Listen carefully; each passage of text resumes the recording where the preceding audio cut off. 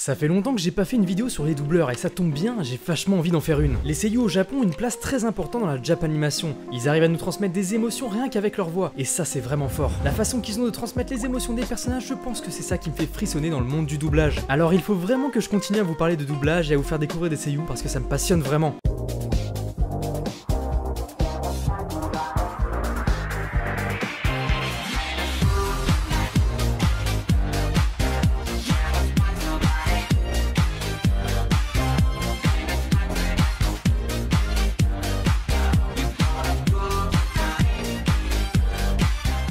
Yo, salut à tous, c'est Zensu, comment ça va? Et aujourd'hui on se retrouve pour parler du seiyuu Daiki Yamashita. Avant toute chose, pense à mettre un like et à rejoindre mon serveur Discord, on est de plus en plus nombreux dessus, donc viens t'éclater avec des gens vraiment sympas. Pense à t'abonner à la chaîne et à mettre la petite cloche, ça me ferait super plaisir. Pense à rester jusqu'à la fin, j'ai une anecdote sympa sur ce doubleur. Allez, on est parti pour parler de Daiki Yamashita. Daiki Yamashita est un seiyuu japonais né le 7 septembre 1989 dans la préfecture de Shizuoka au Japon. Alors je sais que ça peut être terrifiant, mais il est du groupe sanguin A. Non mais c'est marqué sur Naughty Jaune. Je me devais de vous donner cette information. Ça intéresse quelqu'un? Non? Personne? Ok, on continue. Ce seiyuu est affilié à Art Vision. Art Vision est une agence chargée d'employer les seiyuu au Japon. Elle est basée à Shibuya et a été créée en 1984 par l'ancien gestionnaire de la Tokyo's Actor Consumers Cooperative Society. Elle est composée de pas mal de seiyuu, notamment celui de Mr. Tree dans One Piece, mais aussi celle qui fait Link enfant dans la version originale du jeu vidéo, The Legend of Zelda, et un autre qui fait Jaws dans One Piece. Tous ceux-ci sont des exemples, mais il en existe plein d'autres dans cette boîte. Chose assez marrante, mais il est très petit et ne mesure qu'1m58. Il a commencé le doublage en faisant un personnage totalement random dans Little Busters. En 2013, il obtient son premier rôle en interprétant Reika Shirogane dans Guest Crusher. En 2014, il gagne l'award du meilleur seiyuu débutant au 8e Seiyuu Awards en 2014. Pour mieux vous illustrer les rôles qu'il a fait, voici quelques courts extraits de ses performances. Bon, vous devez quand même vous douter du premier personnage.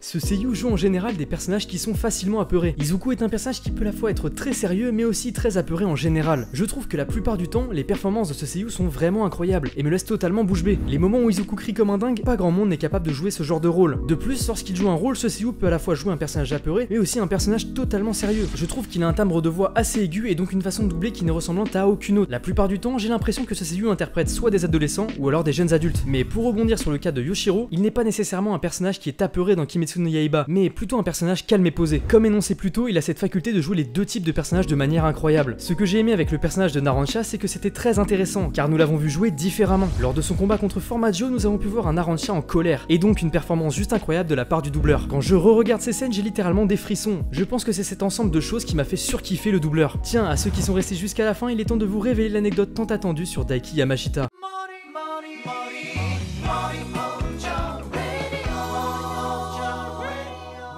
Dans une vidéo YouTube, on peut le voir jouer au tennis avec le seiyuu Dejiro Kirishima de My Hero Academia et le seiyuu de Kazuhito de Haikyuu. Voilà, c'est tout. Ah ouais, mais c'est pas ouf, hein, on fait comme on peut. Et voilà, c'est la fin de cette vidéo, j'espère qu'elle t'a plu. En tout cas, moi j'ai adoré la faire. Je pense vraiment que les vidéos sur les doubleurs sont une de mes séries préférées. Ça me permet d'apprendre beaucoup de choses et de vous apprendre beaucoup de choses. Désolé si la vidéo était assez courte, malheureusement il n'y a pas énormément d'infos sur le seiyuu. N'hésite pas à me conseiller des seiyuu, des doubleurs français que tu voudrais que je fasse dans les commentaires de cette vidéo. Je le prendrai en compte pour les prochains épisodes. En tout cas, on se dit à la prochaine, c'était Zensu, salut.